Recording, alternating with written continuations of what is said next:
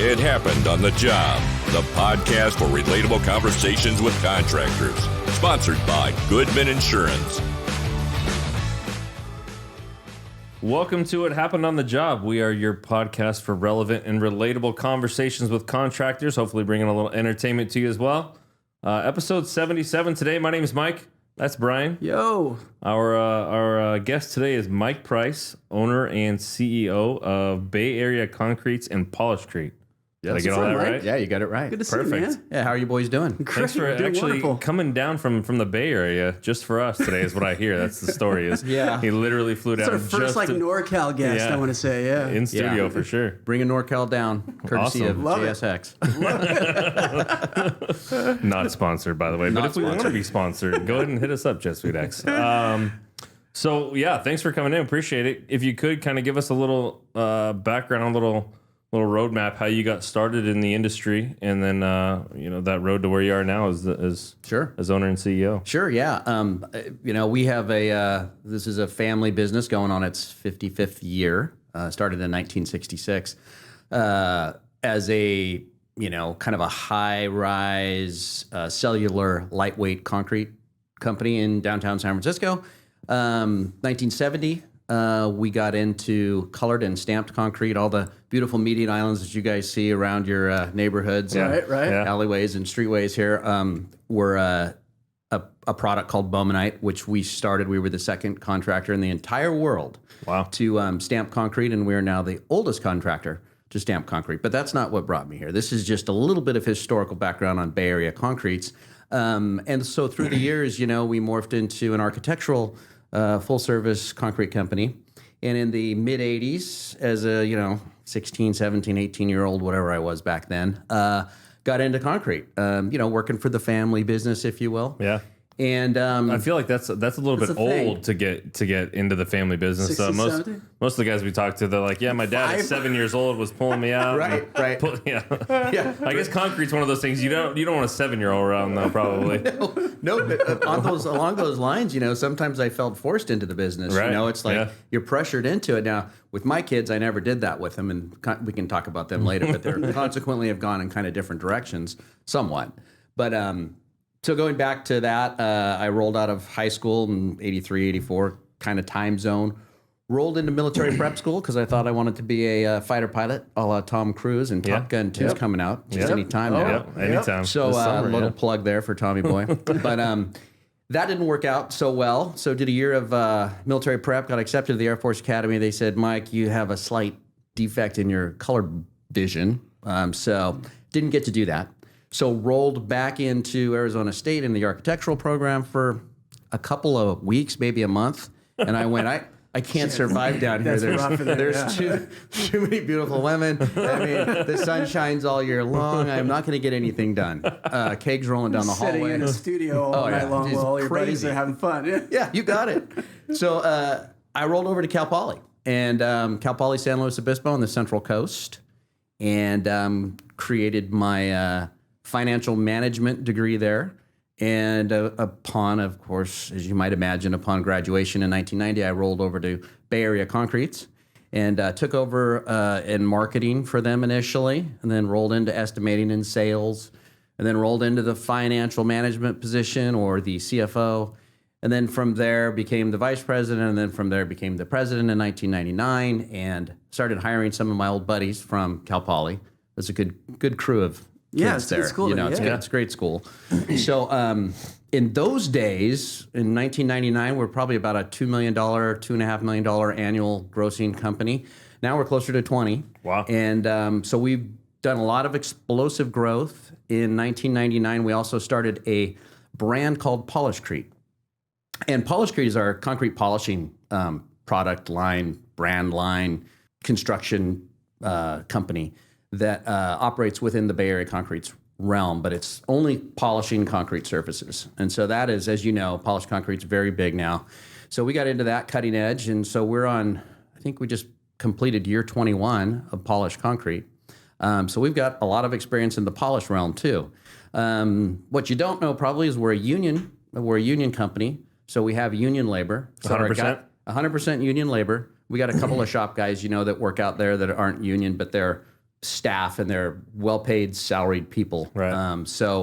It's a little more difficult to be competitive at a union labor clip, for as sure. you might imagine. So we have to be really exceptionally good at what we do, so that people are willing to pay that extra.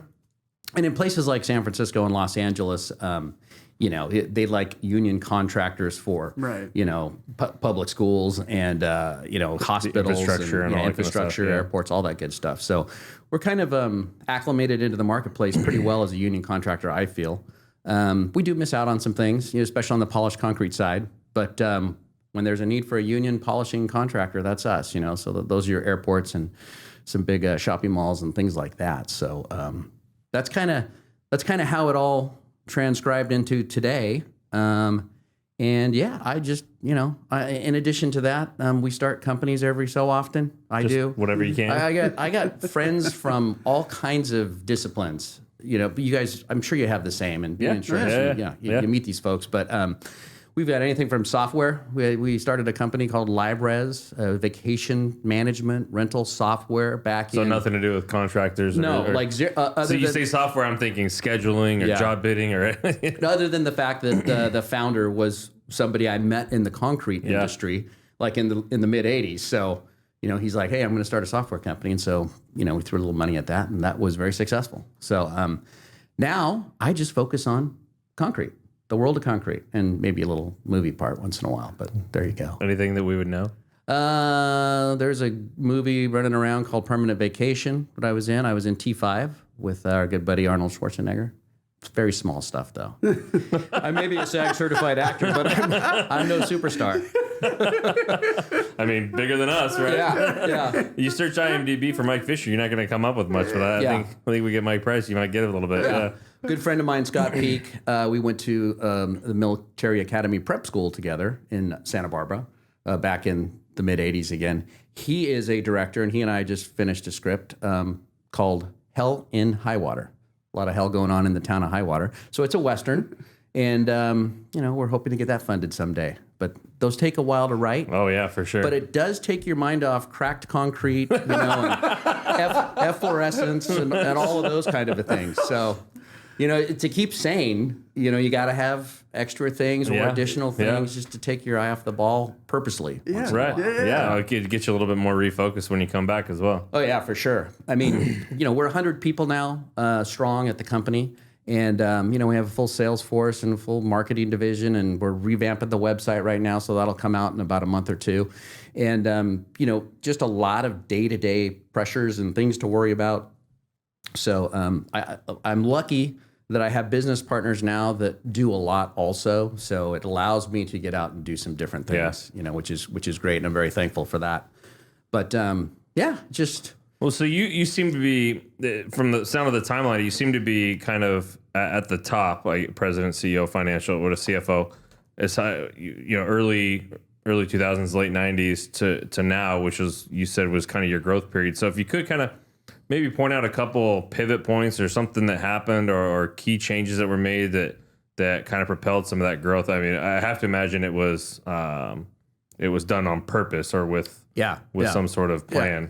Well, we can go back to a big area of growth for us was right around the .com bust. As you all know, 1999 was kind of a crazy year, and then we followed that up 2 years later almost with 9/11. And when the towers fell, the market was already sputtering because of the .com bust, and there was less money, and we were off like 50 or 60% on sales. Wow. But then the insurance companies went crazy. I think our general liability premium, which you guys know about all this stuff, our GL premium went from about $60,000 a year to $360,000 a year. Goodness. Essentially overnight. And this was 2002-ish, right at the beginning. And so we had to make a decision. On our best year, I think maybe we netted $300,000. Right. So it was now like, we're spending that on insurance. Yeah. So it's like, what's the point? Are we going to just shut the doors here, or are we going to pony up that money and get into different markets and try to go for a growth program?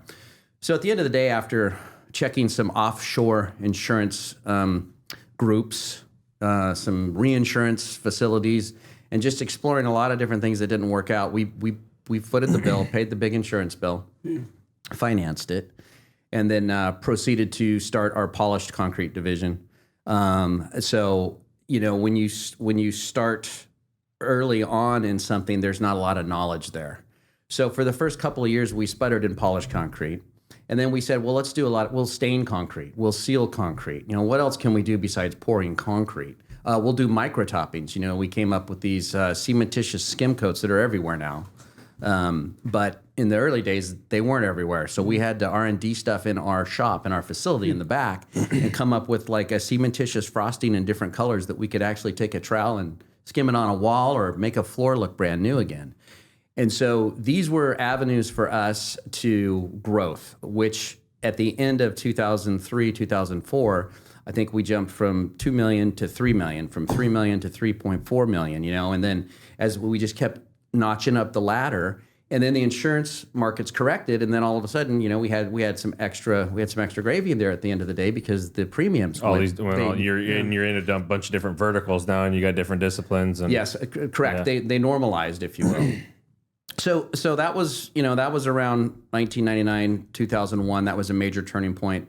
Another big turning point for us was 2008, the Great Recession, as we call it. I call it the Second Depression, but it was bad, right? And I think we laid off half the staff, and we didn't. Contracts dried up. We went from billing $1 million a month to $100,000 a month, and that happened almost overnight, like falling off a cliff. For us, it was January of 2009 when our billables went to nothing, and we had the credit line had $500,000 on it, and the bank froze the credit line, and they're like, no, we're not going to loan to insurance or to construction companies anymore. We're done with that. The strawberry farmers, we're done with the farmers. Everything was just in the tank, and so they just basically neglected us, and we were stuck in the water and hosed. Hung out to dry, and I won't name the bank, but anyway, and to get beyond that, was difficult. And so my partner, John Vasquez, and I, who's a fellow Cal Poly finance management major, we sat down and kind of at a table like this and in our little meeting room and just said, what are we going to do? We need to go a different route full speed because concrete has dried up. Nobody's doing architectural concrete. No pun intended, yeah, no pun intended. So they're still pouring concrete, but it's plain gray. No one's going to put money into anything architectural or pretty or exposed aggregates or stamped concrete or any of that. All of our specialty stuff was gone. So we made a decision at that point to ramp up our equipment in polished concrete, and this is where the polished division really exploded for us. So a turning point, 2008 and 9, was the Great Depression, and it caused us to become a different company. It caused us to become an interior flooring surface contractor, a hard surface contractor, where now all of our work scope is indoors now. No longer are we pouring concrete that cracks and people complain and they want it torn out, or that it starts raining and we have to pull off the job for 3 days until the rain stops. Now we're indoors all the time. Yeah. Now we're more like a commercial flooring contractor. And so we started to understand that business and got us into epoxy terrazzo, which is 3/8 of an inch thick overlays on the interiors.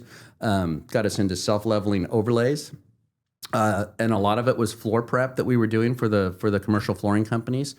And then we got into polishable overlays as that technology progressed. We do a lot of that now. And so today, we are two divisions. We're not just Bay Area Concretes anymore. We're Bay Area Concretes and PolishedCrete. And the driver of our survivability from 2009 to about 2000 or to about 2011, 12, 13 was the fact that we were doing 80% of our work was polished concrete, and 20% was concrete. And now, as you morph through the time zone and the life cycle of products in the marketplace, your shooting star of polished concrete has now become somewhat of a flaming star, and the barriers to entry have decreased, and everybody and their brother is polishing concrete now, and every flooring contractor didn't like the fact that a concrete contractor was taking their flooring market that used to be LVT or carpet or hardwood and making it polished. So they said, hey, we're going to go polish concrete. And then all the machine manufacturers said, oh, wow, that's great. We're going to sell you guys all the equipment you need. And so the market exploded. And so now today, polished concrete is gigantic. Right, I was gonna say it's everywhere. Billions of dollars in the marketplace, right? But now everybody's doing it. And so what are people not doing? Decorative architectural concrete. They're not doing it very well because it wasn't done for a long time. So we kind of recalibrated our flagship operations maybe in, I want to say 2016, 17, 18, and just started focusing more on marketing architectural concrete to architects, helping them build specifications. We do a lot of things the average contractor doesn't do. We spend time with the architects, with the specifying agencies, writing their specs for them, helping them write specs that make sense, that can get them the product that they're visualizing for their, for their project. And we just started focusing on that wholeheartedly again. And so today, now here we are back today, and what are we, 2020? Ish. Yeah, 2020, maybe not. Yeah, No one's going to forget this year. So 2020 is, there's concrete again. And we're doing a lot of it. And now it's kind of like shifted, Now we're back to maybe 60% poured concrete that's architectural finishes, 65% and maybe 35-40% polished concrete finishes. But we're mature in all of these categories now. So when Turner Construction or Webcor or Gensler Architects or HOK has a project that is maybe there's a lot of specialty surfaces, hard surfaces, indoors and out.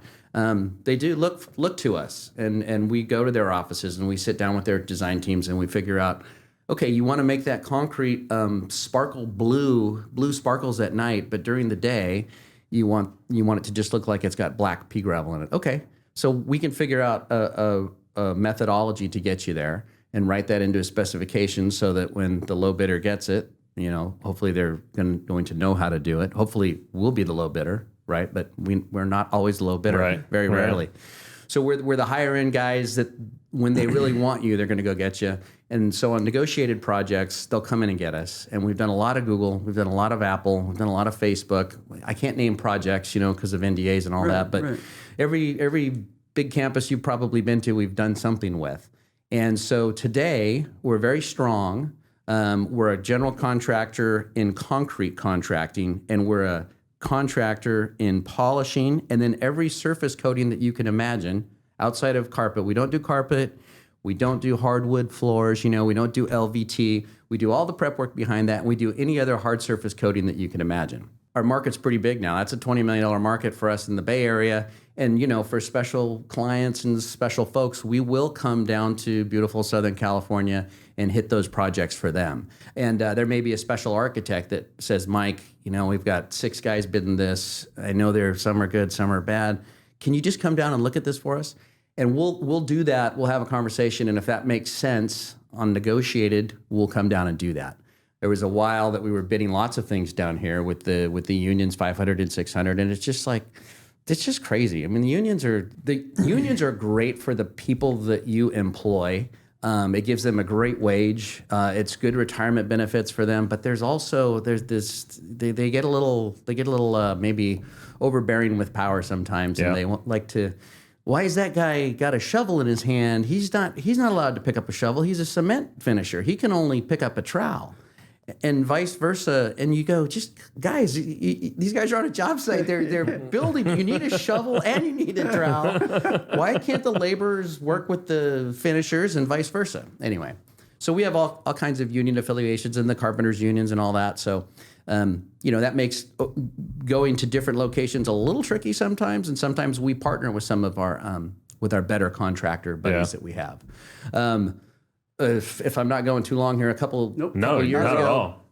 2014, when we were coming out of that nasty depression pretty strong, my partner John and I sat down and we said, we need to create a network of guys around the country that we can work with each other and not necessarily compete with each other, but you can trust with each other. You can share your financials, you can share your marketing strategies, you can share your human resource strategies, any systematic thing that you've created in your company over the years, I might share with you, and you might in turn share something I don't know back with me. And so we created this entity called the Decorative Surface Solutions Group, and it was primarily built around hardscape companies, concrete companies, but we're also fusing in polishing companies and commercial flooring companies too.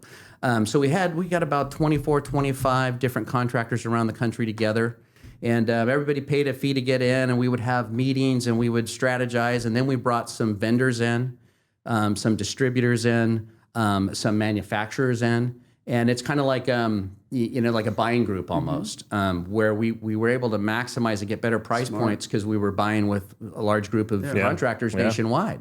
And this was great for a while. And then in order to make that business model roll, people needed to buy through the industry-specific people that were in our group. You have to buy this manufacturer over that one maybe because that puts money into the kitty coffer here for the DSSG group to move forward. And it was hard to get guys to do that. And then, you had some fall down, trip and fall cases there, not in the trip and fall aspect of the word, but that we probably didn't think this through enough.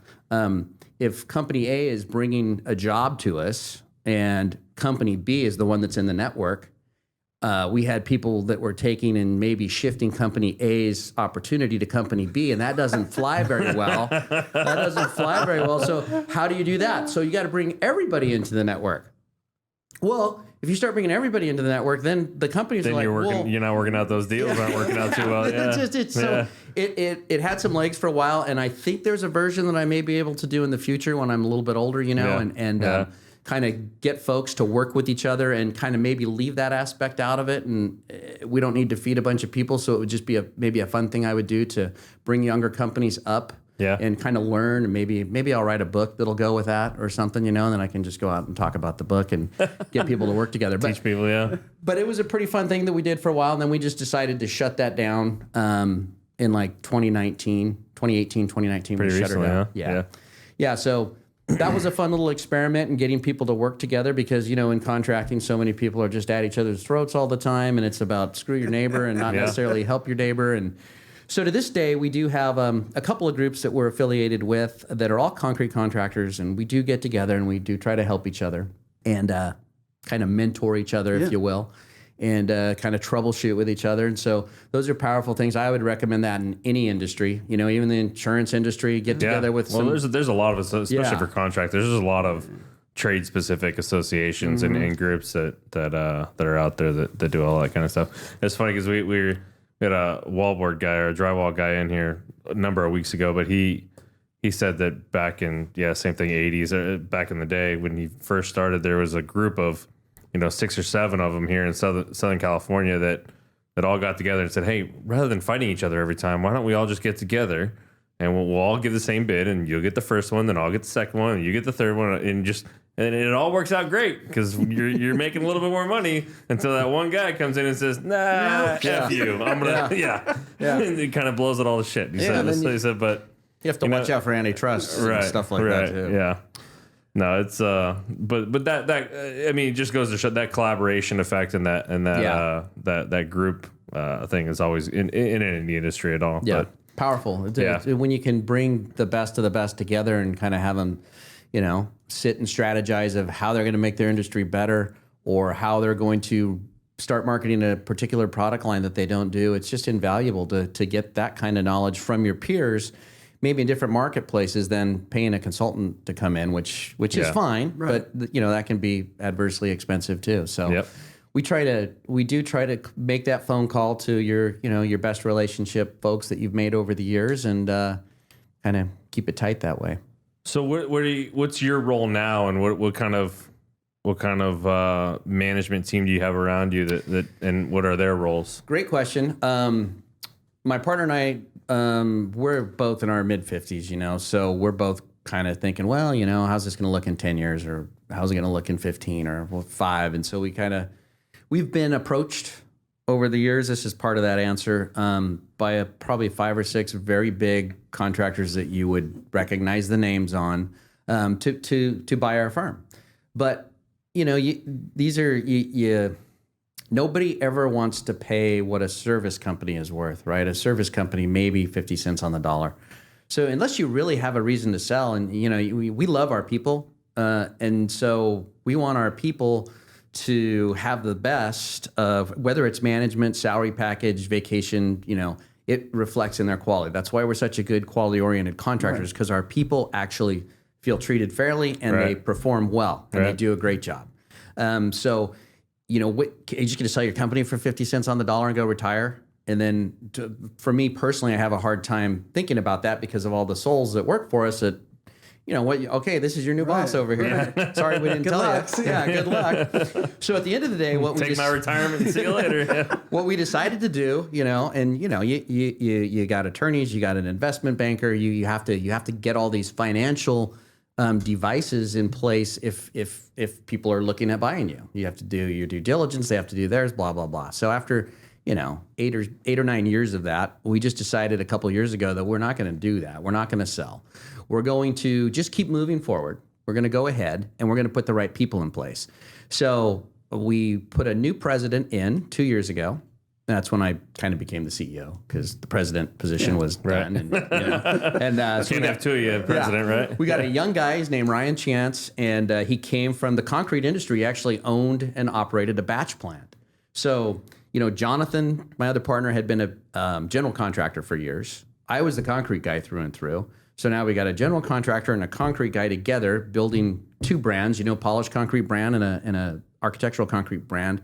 And now we've got a guy that used to own and operate a batch plant as our president. So he understands sales, he understands marketing, people, he's a people guy, but he also understands like the mixture of cement and aggregate and all the water science and the why behind it, and all that and shrinkage cracking. And so which we kind of learned, but we don't know it as a materials manufacturer. He does. Right. And so we're like, this guy is perfect, you know? And so he's agreed to become our president. So he's our president now. And the idea is he's a part owner in the company that we kind of slowly navigate to him. So he's 10 years younger than us. You know, maybe 10 years from now, he's in our position going, you know, who am I going to bring up next? And then so we're kind of building this for the future. Little succession plan. Yeah. So that's kind of our succession plan now. With regards to John's got children, I've got children. Ryan, our new president, has children. John and I never, ever forced our kids to work in the company. In fact, we went to extremes to not do it. Yeah. Because family companies are difficult. And we were a family company from 1966 until we bought my dad out in 2006. So the very infamous Gary Price was in this industry forever, and he's one of the guys that built Bay Area Concretes to where it was when we kind of took off, you know. But it's like, okay, there was other family members, many other family members in the business over the course of time. And what it is a little bit of entitlement involved with that. Probably there's argumentative stuff that you normally wouldn't come at each other, but if you weren't family, a cousin and an uncle and a sister and a brother are going to have a little different dynamic there. That you'd rather have that at maybe the Christmas dinner table, but not in the boardroom every day. So we said, well, we're not going to do that. We're just going to be a corporate entity that has like a family atmosphere, but not with a bunch of family members. And so what that means is to our kids, my son goes to Boise State and he's in construction management. He did that all on his own. I had nothing to do with that. He didn't know what he was going to be. I'm like, hey, you should go. Finance is great, you know, economics. And the next thing I know, he's construction management. Never really told me, just kind of like I found out about it.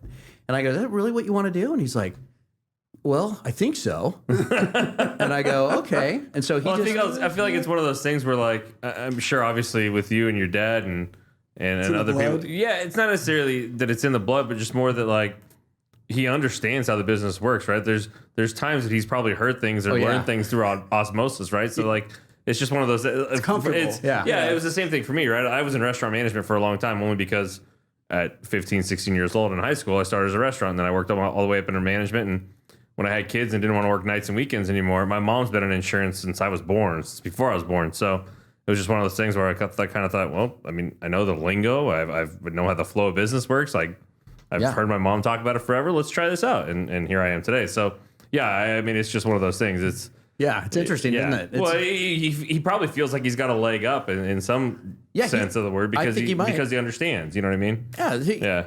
He just finished an internship this summer for level 10 construction in downtown San Jose on a giant project. You know, 5 buildings are going to go up over the course of 5 or 6 years. And I go, well, this is going to be good. So he's an assistant project engineer sitting in the job trailer, or in this case, they had a floor of a building across the street. Anyway, great group of people at level 10. And I go, Austin, what do you like best about this? He goes, well, Dad, I get wired up sometimes, and I kind of like the fact that there's a bunch of old guys running around telling young people what to do, and they kind of swear a lot, and then, it kind of gets me fired up. I'm like, okay, and he's kind of an argumentative guy, so maybe the construction industry is right for him, So I go, okay, more power to you, kid. So that's him. He's up at Boise State. My daughter also goes to Cal Poly. My beautiful wife, Diana, went to Cal Poly, and we didn't date there, but we met there. My business partner, Johnny, went to Cal Poly. My CFO, Peter Zanger, went to Cal Poly.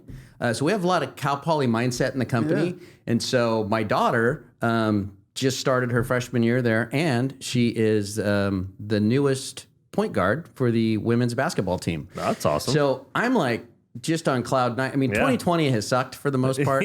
But when it comes to the kids, my kids, and what they're doing career-wise and where they're going to college, and like, gosh, my daughter's going to be on a D1 basketball team. I get to watch that for the next 4 years, maybe cool. 5, if they don't play this year. It's cool stuff.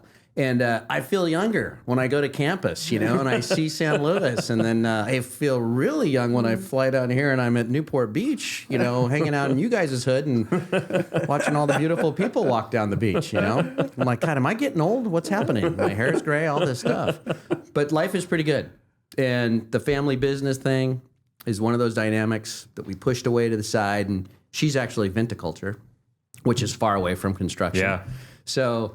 I got a viticulturist, and I got maybe a construction management guy, and maybe someday they come into the company. I don't know. Maybe someday John's kids come in. Maybe Ryan's kids grow up, and they're going to be going off to college here soon too. So we just have to see how that goes. But for the most part, the succession planning and all that is just to keep a core group in place, so that we've got the right management folks. And today, you asked, part of your question was, what do I do today? I have the title of CEO, and I sit in some meetings, but I don't sit in most of the meetings. I want the young team to gain the knowledge that they need, and maybe only come to me if they really can't figure something out. Right. So I'm the exact opposite of a micromanager, I think.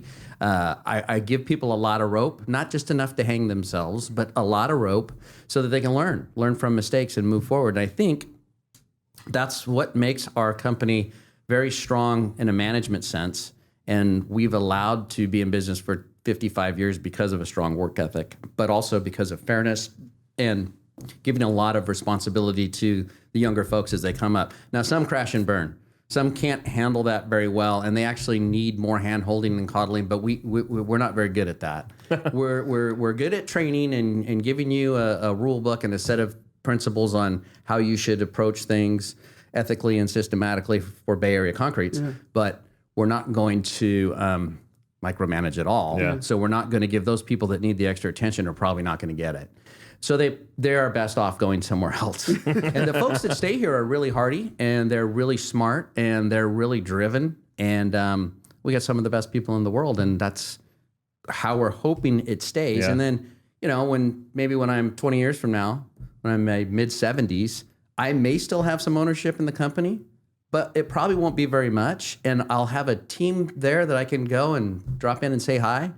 And I'm feeling pretty good about it, But I just don't know if we'll ever sell. I don't think we will. Yeah. So, but then you never know. We don't know what tomorrow brings. Somebody gives a number to you. You might. How many business plans do you go through in a year? Sometimes they change. Things change. Yeah. As we know, 2020 was a big game changer. So, the PPE, the personal protective equipment that we have to do now, the hoops that we have to jump through on jobs that we bid 2 years ago, is kind of tough sometimes. I mean, I would say our efficiencies have dropped a little bit initially, but now we're actually really, really good with all of this different protocol we have to go through to be safe and be on a job site safely and treat those around us with respect. Whether you think you should wear a mask or not, all this stuff, it's like our guys are really, really good when they're out there on the job site doing their thing. They do it like they're supposed to. And we put a lot of time and effort into it. We have a safety officer who is basically just focused very much on the pandemic and all the different rules and regulations about it. It's a daily changing. It's a daily changing beast, So we're hoping that goes away soon, and probably with the elections, it'll probably dry up. Everyone will be fine. Yeah. I don't know. On the labor side, being a union contractor, I would ideally, right? You guys have a certain core group of guys that aren't coming in and out, but maybe speak to a little bit of the controlling that labor and working through the union and getting qualified employees to do the job that you guys need to do. Yeah. So some of our best employees have been with us for 25, 30 years. We have a very low turnover. Part of that is because the union is there and gives them a great package. Part of that is because we like to think we're good employers. The union, you can't just, if you call up the union to get a new employee, say we're going to expand next month and we need to add 10 people to the list. If we call up the union, hey, send us 10 people over. Well, those 10 people that they send over, there might be a few that there's a reason why they're in the union hall and not on working for a company right now. So that can be tough. So it's tough. The unions are having a hard time going in and getting young kids. Maybe this pandemic will change that, because people, I got to go to college. Or my parents want me to go to college. I'm not going to go be a tradesman. So it's difficult to find young, good talent with a union label on it. Yeah, for sure. We have to actually go find, I find this seems to be a better way for us anyways. We actually go find the new talent and we bring it in. We didn't get it from the union. Maybe we recruited them on a high school campus, or maybe it's Billy's cousin and Ted's, uncle over here that want to come work for us.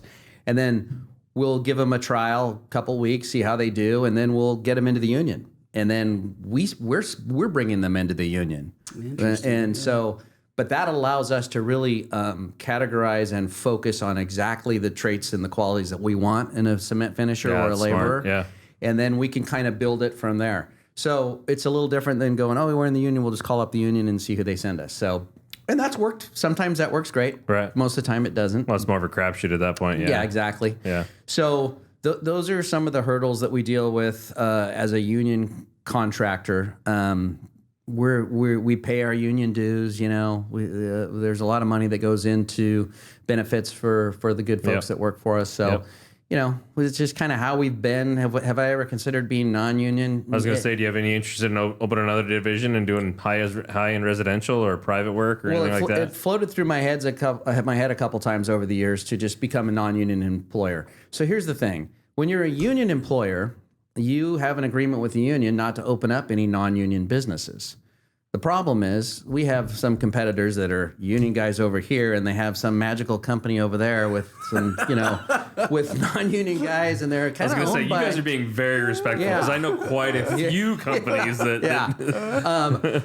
So we don't do that. Maybe that's what your son opens up, right? Maybe he opens up a non-union. This gets into my ethics side, right? I don't think it's maybe very ethical. So I love capitalism. I am 100% capitalist market competitor, 100%. But we like to keep it as ethical as we can, and try to play by the rules, and treat the folks well. And then what happens? I mean, I guess if you're doing 20 million, you're profitable. Why have another headache, right? Yeah, exactly. But I mean, exactly. Yeah. So exactly. I mean, so. Profitability is key. You got to be profitable, or it's not very fun if you're not. Yeah. No, not at all. And if you're profitable, you can do fun things. You know? Fly down to Orange County. Fly down to Orange County. Send your kids to school. Hang out at the Wedge. Come talk with you guys. Go to the Wedge and watch some people get pounded. So one thing that we like to kind of talk about, especially now, and not to say that you're part of this group, but contractors tend to be on the older side, and both age and connectivity with technology and some other things. So marketing, where are you guys out on marketing? What are some of the things you guys do? How are you going out? I mean, it sounds like with your reputation, as long as you guys been around, a lot of people are coming to you, but I mean, is there anything you guys deliberately do, with be it social media or websites or anything digital as far as marketing? Or so great question. In the old days, which were not that long ago, maybe 6-7 years ago for us, we had a marketing person. And we had a salary dedicated to that. Today we do not. But I have to imagine that was more like, hey, let's take these GCs out to lunch and play golf with them. That's business development. That is my job. So I would say now we don't farm out any marketing other than our website and social media, and we're getting more into that. Since we are almost 100% commercial, we try to stay off the Facebook and stuff like that. We'll get more into LinkedIn, and we'll post some pictures to Instagram or something like that. But we're building all of those tools right now because we haven't really been doing that so much. When we were more into that, we were getting a lot of residential calls, right? And we used to be a residential contractor, but it's not who you're trying to attract. It's not who we're trying to attract. So as part of that great game-changing moment in 2009, we decided to get completely out of residential and just focus on commercial. And there's reasons for that. Most of it is, you get tired of stepping in dog poo-poo in people's backyards is one of them. Well, and there's not too many, private residents that are going to pay for a union contract. You know what I mean? Yeah. Especially when they can go on Craigslist and find a guy that's not licensed to pour the same concrete in their backyard for a third the price. Totally. Yeah. And there's some great cloud marketing companies, some cloud concept companies that can kind of take your clientele and kind of group them into boxes and use some AI and some things like that we're getting into and looking at moving forward, right? Yeah. So that's kind of a new dawn of marketing for us, if you will. But we don't have a marketing person anymore. I don't call my estimators. Estimators are order takers to me. I call them salespeople. So our estimators are salesmen. Now, they grind, they have software. We have the highest tech software you can get to take off plans and categorize everything and put it in the right box. And we have like some Procore software for project management and things like that we're getting into. We have a systems guy that just put a bunch of fragmented systems that we have as a concrete contractor and put those into digital files, and kind of we use Google Drive and we use some other platforms to bring all of our information that we only had at our desk before to everybody's homes, their trucks, wherever they're at. And their tablets and whatnot. Yeah. So our technology is there and it's getting better, but business development never goes away. Business development, I told you before that we do, part of our marketing program is architectural representation. And that's what we call it, architectural representation. And I do that, and my business partners do that. And we go and we'll sit down with architects, take them to lunch, go to their offices, talk to their people, do lunch and learns with 17 or 20 people in the room where all I do is talk about architectural concrete, polished concrete, and the things that you can do with it. And, hands go up, and, the young architects are usually the ones that are more interested, but we'll get some of the older guys come in for their free sandwich, and they'll hang out there, and then they'll go, oh, interesting. I didn't know that. And so it infuses thought into that presentation, if you will. And so everyone starts interacting with everybody. And then I get stuck at people's desks on the way out. I'll be like, hey, Tom, Mike, can you come look at this project I'm cooking up right now for Facebook, hypothetically speaking.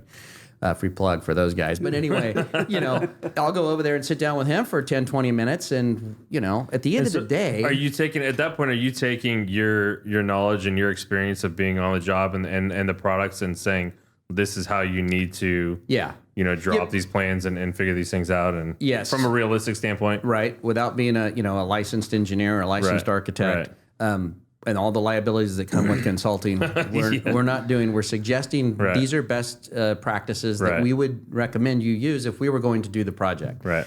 And so that will get them going down the right line. Well, then it also puts you first in line for when they need to send those things out to bid for all those things. That's the whole point. Now, we don't charge them a fee for any of this. Well, no, that would be, it would be counterproductive at that point. And then we'd be like every other consultant. From a liability standpoint, too, you're putting yourself in line when you're charging it, But think about, now you're an architect, think about it, and you want to specify a concrete finish.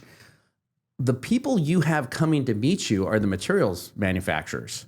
The guy that made the color hardener, the guy that made the integral color, the ones with the admixtures, the one with the stamp that's going to go on the surface. They're just sales guys out there telling you how great their product is and why you should specify that over the next guys. We're coming in as the expert that uses everybody's product. Yeah, that's a big thing of ours is we will not if company A brings us a specification and says, Mike, this is 100,000 square feet of this great epoxy. You guys, these are the guys that are bidding it. Why don't you go give them some numbers? I will never in a million years get that. Even if it's not the best product for that particular application, maybe I am not going to go get that specification changed because that company came to us with like a gift basket. Right. And so we don't put preferential treatment of anybody over the next when we're all playing together and we're all giving each other leads and working with each other, and we'll put anybody's product in. By the same token, if I'm coming into a project and you're an architect and you're like, Mike, how do we build this? I'm going to use my favorite products with my favorite manufacturers and try to infuse those into their specifications. So they're coming to me with that, and I'm giving them my knowledge, and that is what they love. And I think our reputation is such, 55 years, that we've got a pretty good reputation in the world of architectural concretes. And now with polished concrete, I mean, I challenge anybody. I don't know if there's definitely not a larger, older union contractor that polishes concrete than us. And we've been at it since 1999. Now, initially, there was a company called Retroplate, and we do Retroplate's chemicals and their processes, and they love us and we love them. But they were like the only ones for a long time. And I don't know who was polishing concrete in the mid-90s. I mean, Retroplate guys, I guess. But we kind of got into it because there was an opportunity there, and we were always looking for cutting edge. So that's the architectural presentation or architectural representation, which I consider as part of our, quote, marketing plan. Even though we don't have a marketing person, it is part of our deal. Yeah. That coupled with business development and then just great sales. I mean, the reason I'm a SAG actor is because 15 years ago, I thought I needed some better sales skills. So I went started taking acting classes. I went to acting classes. And then the next thing I know, I met some gal that wanted to be a spokesperson for Bank of Santa Clara. And I said, okay. And then, my architect buddies are like, Mikey, were you on NFL Monday Night Football intermission last night? And I go, yes, I was. What the hell's going on? I go, well, I don't know. But anyway, so your salespeople need to be trained somewhere. And acting is part of any successful business person's tools. The tool bag, the tool bag, for sure. Toolbox, in my opinion. So it doesn't mean, as an actor, it doesn't mean you're out there lying to people. It just means you're able to get into their conscious relate with them and on their level, however it is. Yeah. You start picking up instantly. Yeah. There's a red wall socket there. Why is that? Oh, this guy loves red. So we're gonna, so you just pick up all the innuendo. I think it helps you get better at that. I'm big about training for our salespeople with negotiations. Negotiations are huge, and you have to be able to negotiate intelligently. What was that book that we just read? Or not that I just read. Black Swan Group. What's the guy's name? Used to be a hostage negotiator. Wrote a really good book on negotiations. Oh, I don't know. Yeah. I'd like to read it though. I'll get it. I'll think of it and remember. Harvard School of Business has a killer negotiation program. You can send a top salesperson there, or a captain of industry can go on their own 2 to 3 weeks. I don't know, it's like 10, 12 grand, something like that. And you go and you stay there and you meet with these, super brilliant people that negotiate treaties for countries and things. Jeez. And nuclear submarine commanders that are there. And you're just a little concrete guy. And I went to one of these 15 years ago and I sat down and I was like, wow, there's a lot more to the world. Yeah, you're negotiating nuclear deals and here I am just polishing concrete. Exactly. It's a true story. And I was like, but there's a lot more to the world than just negotiating concrete deals, Who knew? Who knew? No one wants to be in a room with a bunch of attorneys, a bunch of architects, general contractors, and owners, and they're all talking about why these cracks are throughout the floor. Right. What did you do wrong, Mike? Well, guys, concrete cracks. Let's get to that. That's what happens. You have to learn, and continually hone and polish your skills. Yeah. I think. For if sure. you're going to be successful in life. So that applies to anything, whether you're a contractor or not, or an insurance guy. Oh yeah. Yeah. So, and I love insurance guys. Some of my favorite people, because those are the guys. That's fine. It's okay. Nobody likes insurance guys. I like them. That's why we're doing a podcast where we talk to contractors about other things other than insurance, because nobody likes the insurance guy. My insurance guys are the best. And you guys are great. You guys would be my insurance guys in a heartbeat. If we didn't have that guy, right? Yeah. So kind of as we get close to wrapping up here, you talked a little bit about succession plan, but I guess maybe in the short-term future, are you guys still planning on growing? Are there new verticals you guys are looking at, new products, new Where Yeah. does Yeah, I mean, are you kind of steady where you're at from a sales side, or So and we're, reach? we're happy in our zone right now. We would love to be, $30 million company. And how do you get there? How do you do that? I think we've gotten into epoxies over the past couple of years. I mean, when you think about it, and this is what this was another reason that we started the Decorative Surface Solutions Group, was we thought it was a good opportunity for every contractor not to get into every other contractor's book of business, i.e. the commercial flooring guy starting to polish concrete. So we're like, maybe we can fuse these together and everyone can stay in their own box, and then I'll do all their polish stuff and I'll sell some carpet and they can do my carpet stuff. Well, it just didn't work out that way, right? So Well, you got to have everybody playing in the sandbox nicely, like everybody. And you're going to get that one kid who shits in the sandbox and screws everybody else up. Yeah, that's no good. And then all the sand sticks to it. Yeah. So here's the deal. On your line of questioning there is, Sorry, I'm throwing you off. we're going to continue to grow, try to get to that 30 million, but we'll do it in epoxy. Okay, so we weren't a big epoxy contractor 10 years ago, but now we are. Why do we do that? The big epoxy guy is polishing concrete. Yes, You know, might he as just well, said, right? you're gonna go polish my concrete, and then I understand he's stamping an overlay on a project with like he's putting in stamped concrete, and I'm like, dude, what? Okay, I see how. Oh yeah, well it was a great opportunity, so we're gonna do it. I go, okay, well that's great. That's look, free market, capitalism. Let's go make a buck. Try to do it smartly. So we're going to get into that business and continue to grow in the area of epoxy. Epoxy terrazzo is huge for us. We partner with a great company up in the Bay Area called American Terrazzo. Dave Filippi over there, great guy. Family's been in the business for 100 years. So you got to align yourself with the best people in the business. And that's what we're trying to do. And that's how we'll grow moving forward. And we'll bid more concrete. We just hired a great estimator that we pulled over from Rudolph and Slutton, who'd been with them for 10 years as a safety, and kind of did some estimating, and then he loved estimating from back in the day. Like, he was a concrete estimator, and he said his dream job is working for Bay Area Concrete. So we brought him on a couple months ago. He's phenomenal. He's already growing our book of business in the concrete trade.